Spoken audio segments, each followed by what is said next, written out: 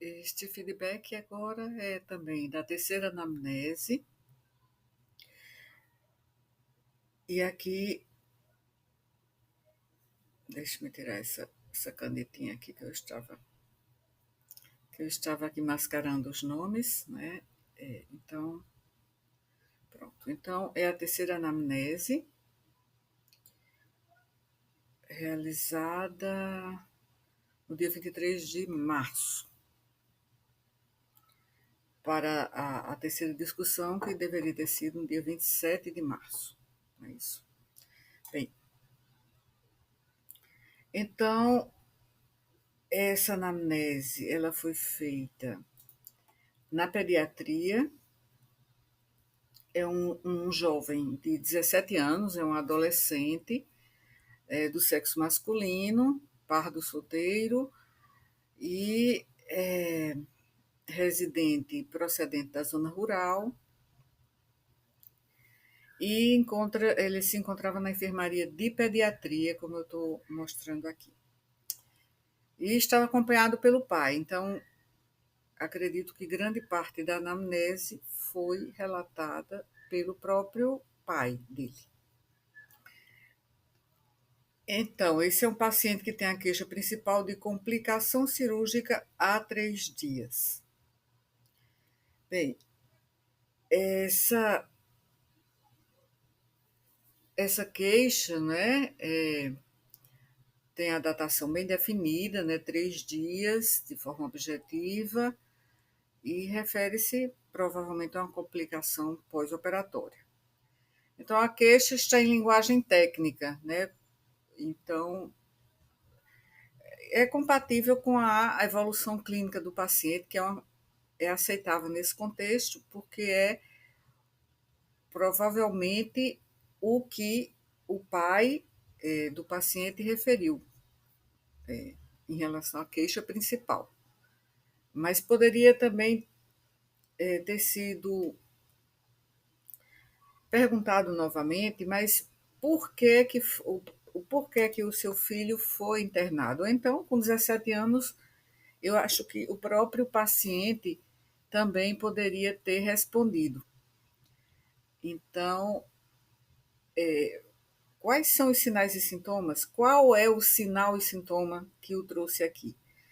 Bom, então eu estou considerando que o pai e o paciente consideraram o termo técnico por já ter ouvido provavelmente lá na enfermaria, complicação cirúrgica, né? Mas a queixa principal, idealmente, deveria refletir a fala espontânea do paciente, né? Como é que ele referiria, ou o pai referiria. Mas ele já pode, com 17 anos, ele já poderia relatar. Então, aqui na história da doença atual, como nós podemos ler aqui, é o paciente que relata. O paciente relata ginecomastia desde os 9 anos. Então, já começou da história desse paciente que o levou à cirurgia que foi realizada. Então, tem toda uma evolução que aconteceu, começou com um quadro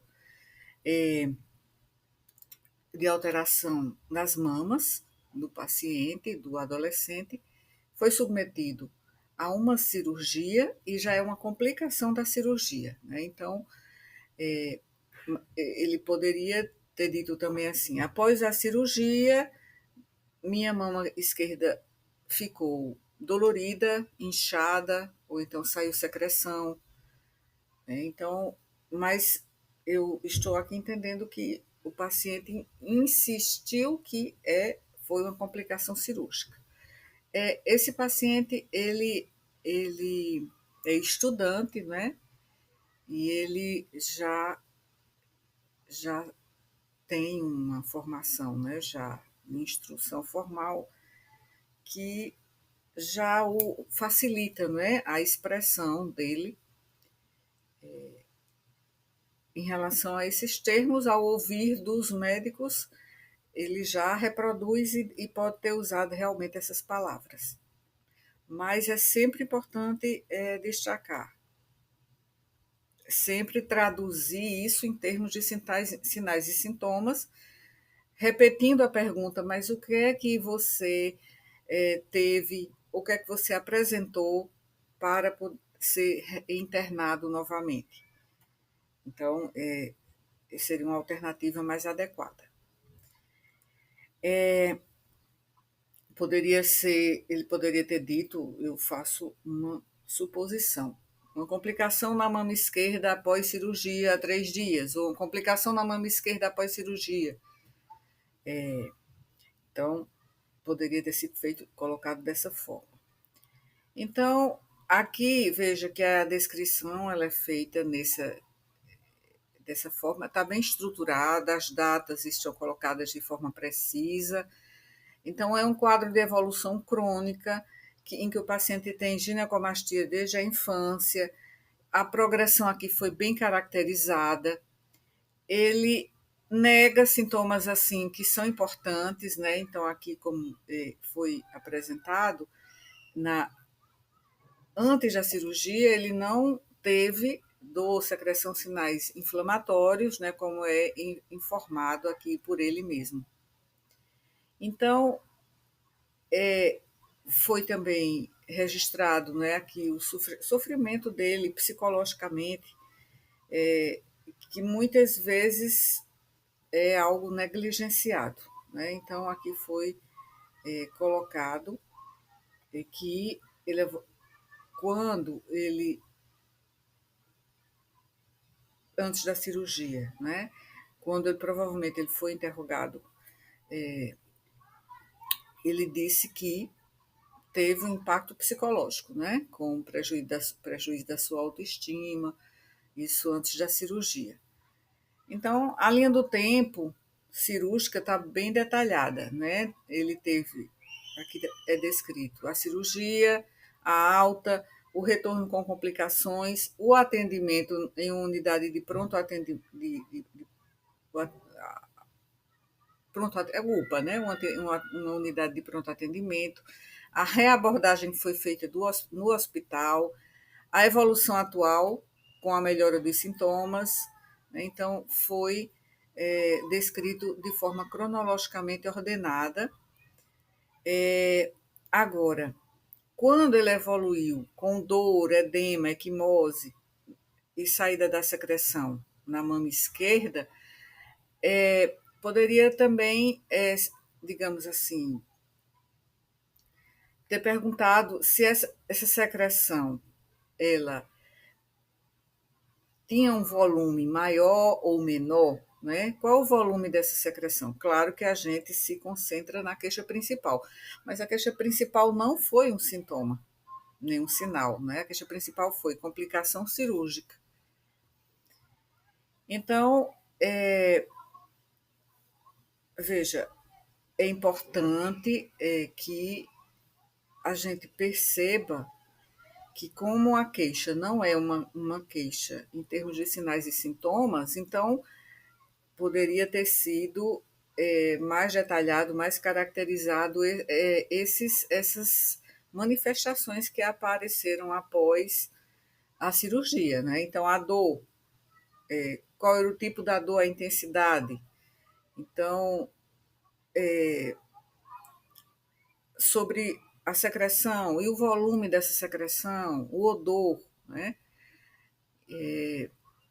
Além de perguntas sobre sinais sistêmicos, né? Já que se trata provavelmente de um quadro inflamatório, possivelmente infeccioso, né? Numa complicação pós-operatória, já que é provavelmente uma infecção de ferida, né? Ou um seroma. E também poderia ter sido mencionado ou mencionada a realização de exames complementares. Provavelmente ele realizou algum exame durante, talvez não na unidade básica de saúde, né, nem na unidade de pronto atendimento, mas não, mas a unidade básica de saúde ele foi levado antes da cirurgia, né? No caso é a UPA. Ele fez alguma ultrassonografia, né, na UPA, o hemograma, Então, se foram feitos, né, destacar é, quais foram os resultados e também, se não foi feito, registrar que não foi feito. Bem, então, eu vou só voltar aqui, que eu já mencionei a identificação, mas a identificação está completa. A queixa principal, ela está clara, mas, assim, ela está expressa com um termo que aí a gente não tem ideia se foi um termo usado pelo paciente porque ouviu na enfermaria aquele termo complicação cirúrgica e porque não foi colocado em termos de sinais e sintomas. Então, agora, como eu já disse, a linha do tempo lógica, né, a cronologia ficou bem clara, organizada até em fases clínicas, né, antes da cirurgia, a cirurgia, após a cirurgia e a complicação infecciosa. Mas, assim, seria importante, como eu já falei, a caracterização melhor desse quadro de complicação. Então, a caracterização da dor, né, o tipo, a intensidade, os fatores associados, secreção, o volume da secreção, edema, então, esses que são sinais inflamatórios, né? Dor, edema. Então, também, como já mencionei, a inclusão da repercussão psicossocial é importante. Registrou o impacto psicológico da condição clínica anterior da cirurgia, né? Especialmente relevante para adolescentes. E, bom,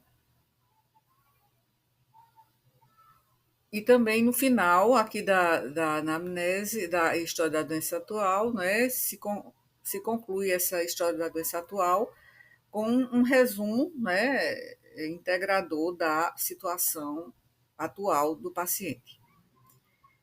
Então, veja, essa a anamnese está bem organizada, temporalmente, houve uma atenção ao impacto emocional da condição. Então, como eu disse, aprofundar a descrição semiológica dos sinais e sintomas. Ainda que os sinais e sintomas não tenham sido referidos na queixa principal, e sim ficou como complicação cirúrgica, mas nesse caso, como é a complicação cirúrgica, qual é a complicação cirúrgica? Aí seriam vários sinais e sintomas, não é nem só um. Então, teria que especificá-los melhor.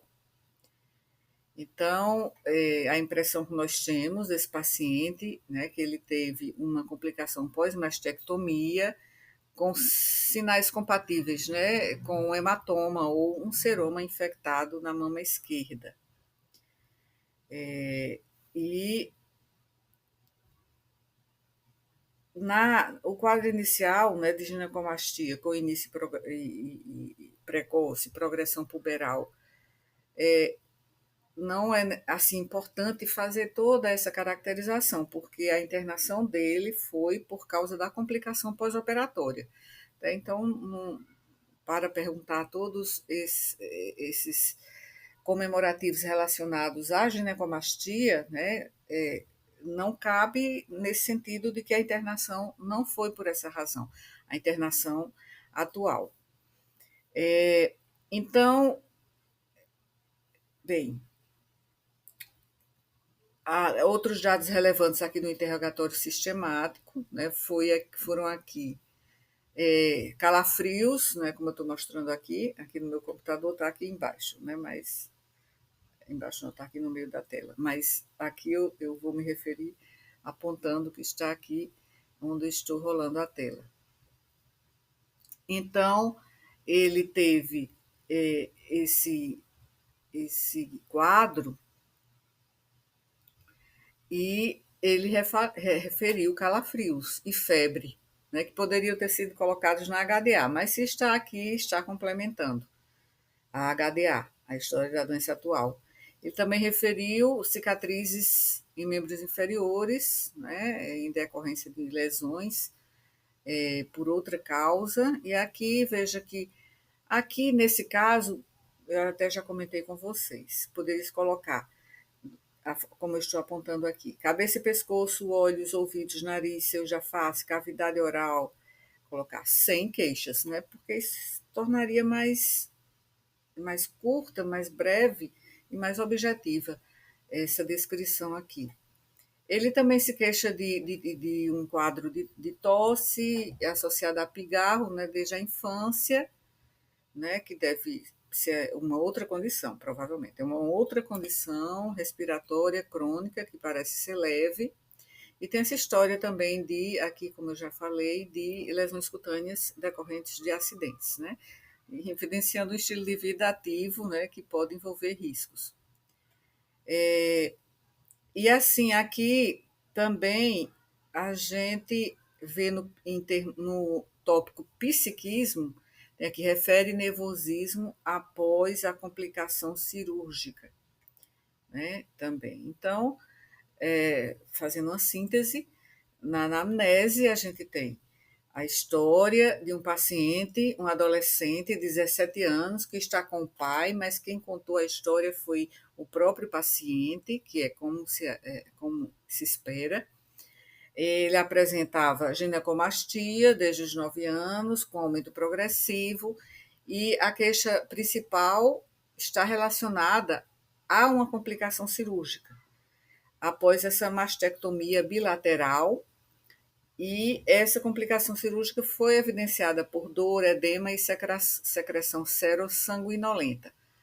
Então, agora, o exame tem os antecedentes aqui, né, os antecedentes fisiológicos que estão aqui relatados. Ele teve internações anteriores, né, associadas a esse acidente. Aliás, é associada a um outro acidente, né? Então, realmente é um estilo de vida um pouco agitado, né? O que acontece muitas vezes com jovens, né? E nega transfusões, nega o uso de drogas ilícitas, medicamentos de uso contínuo também nega, é um paciente jovem. Agora, aqui, veja, é importante a gente separar antecedentes pessoais fisiológicos e patológicos. Então, vamos separar antecedentes para fins de organização mesmo. Antecedentes pessoais fisiológicos é um tópico, e outro tópico, antecedentes pessoais patológicos. Depois vem os antecedentes familiares, né, com as doenças da família, que também aqui estão completos, antecedentes sociais também. Ele tem um segundo grau incompleto, né, ainda não concluiu, ele é estudante. Mas aqui a gente não vê. Ah, está aqui. Sim, tabagismo. Nega tabagismo, consome álcool eventualmente em pequena quantidade, mas, como já disse antes, é importante, mesmo que se coloque em pequena quantidade, é preciso descrever precisamente quanto é essa pequena quantidade, qual é a frequência e qual principalmente, a quantidade, né, de consumo alcoólico e as ocasiões em que isso ocorre. A gente não pode digamos assim, restringir a simplesmente colocar consome álcool eventualmente em pequena quantidade. Tem que descrever essa quantidade e a frequência. E o tipo de bebida. Que bebida? Álcool pode ser cerveja, pode ser uísque, pode ser cachaça, então tem que descrever o tipo de bebida também.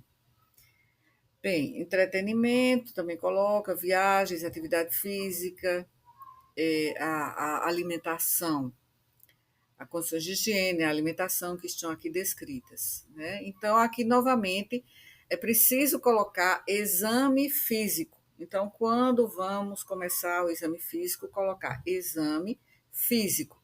E logo em seguida vem tópico 1 do exame físico, ectoscopia, depois cabeça e pescoço e aí por diante.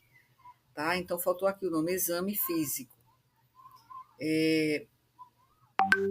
Bem, então eu vou até colocar aqui para vocês não esquecerem mais disso. Ah, mas aqui eu não estou conseguindo abrir aquela telazinha. Só se eu fizer aqui. Adicionar texto. Olha, vou colocar aqui, olha. É exame. Eu estou evitando. Vou colocar aqui de uma forma mais chamativa. Não, vai ficar assim mesmo. Ah, tá aqui. Exame físico, tá? Exame físico. E aqui, olha, o item 1 do exame físico. Ectoscopia, tá? Então, a gente separa a parte subjetiva, a parte narrativa da parte que é objetiva, que é o exame físico aqui. Então, colocamos exame físico aqui, tá bem? Pronto. Então, tem os sinais vitais, está bem descrito, o exame físico aqui está completo, começando pela ectoscopia, né, um paciente que está em bom estado geral, está completa aqui a ectoscopia,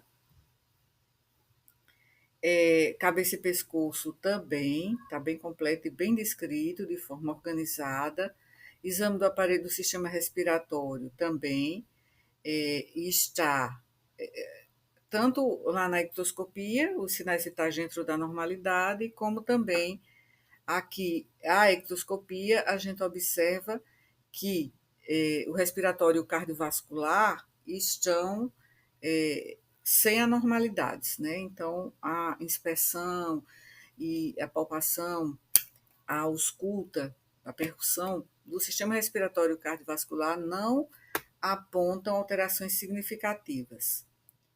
E o exame do abdômen também não tem anormalidades, tem a inspeção, a ausculta, a palpação e a percussão, né?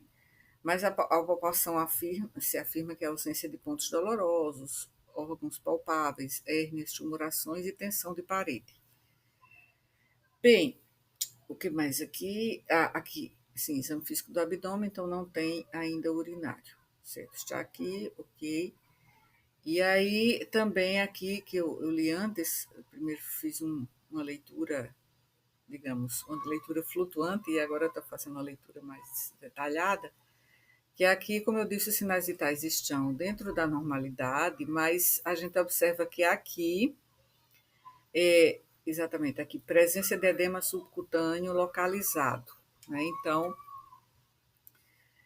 a ectoscopia destaca a presença de edema localizado no hemitórax esquerdo, compatível com o quadro pós-operatório, né? Então, aqui está aqui, uma cruz para 4, coloração normal, consistência mole, não doloroso, extremidades com coloração e o restante está tudo normal e foram descritas de forma completa.